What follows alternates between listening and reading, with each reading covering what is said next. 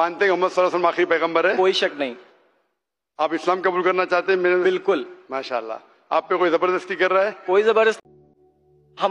हमारे वेद हमें सिखाते हैं नातस्य प्रतिमा अस्ति, फिर भी हम प्रतिमा को मानते, मूर्ति को मानते, देवी देवताओं को मानते। हमारा वेद हमें बताता है एकम ब्रह्मम द्वितीयो नास्ति, यानी कि भगवान एक है, दूसरा नहीं है, नहीं है ही नहीं। उसके बाद भी हम 36 करोड़ देवताओं को मानते। तो हम अपने वेद को क्यों नहीं पढ़ते? हम अपने वेद को क्यों नहीं देखते कि हमारा वेद हमें क्या सिखाना चाहता है? हिंदुइज्म हमें यह बताता है कि हमारे भगवान इस पूरी दुनिया को चलाने वाले इस जमीन पर आए, इस जमीन पर वो खुद आए। भगवान राम यहीं पैदा हुए, भगवान श्री कृष्ण यहीं पैदा हुए, और उनके पैदा होने के बाद भी उन्होंने हमारे लिए कोई भी चीज रिटर्न करके नहीं दिया। आप लोगों से गुजारिश करना चाहूंगा, एक छोटी सी बात जो मेरे दिल में है, सारे भाइयों से गुजारिश है कि उसको एक बार सुने जरूर। क्योंकि हमारे भगवान जब हमारी इस दुनिया में आए तो उन्होंने हमारे लिए कोई भी चीज रिटर्न में नहीं छोड़ी। उनके जाने के बाद तुलसीदास ने लिखी, उनके जाने के बाद गोस्वामी जी ने लिखी। तो भगवान बेहतर लिख सकते थे क्या ये उनके बाद वाले बेहतर लिख सकते थे? दूसरी बात, इस पूरे वर्ल्ड में ए से लेके जेड तक की कंट्री है। ए से अमेरिका भी होता है, ए से ऑस्ट्रेलिया भी होता है।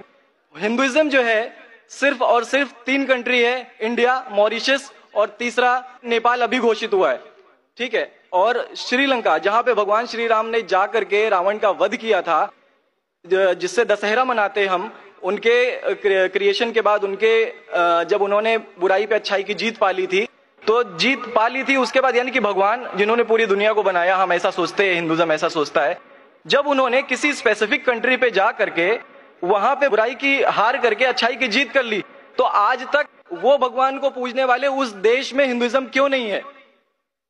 तो ये सारी चीजें, ये इस्लाम जो हमें सिखाता है, इस्लाम का जो मैसेज है, वो सारी चीजें हमें ये सिखाती है कि हम मिसकंसेप्शन पे ना जाए, हम देखा देखी पे ना जाए। अगर कोई मुसलमान गलत करता है तो हम ये नहीं सोचे कि वो इस्लाम है। वो मुसलमान गलत हो सकता है लेकिन इस्लाम गलत नहीं हो सकता।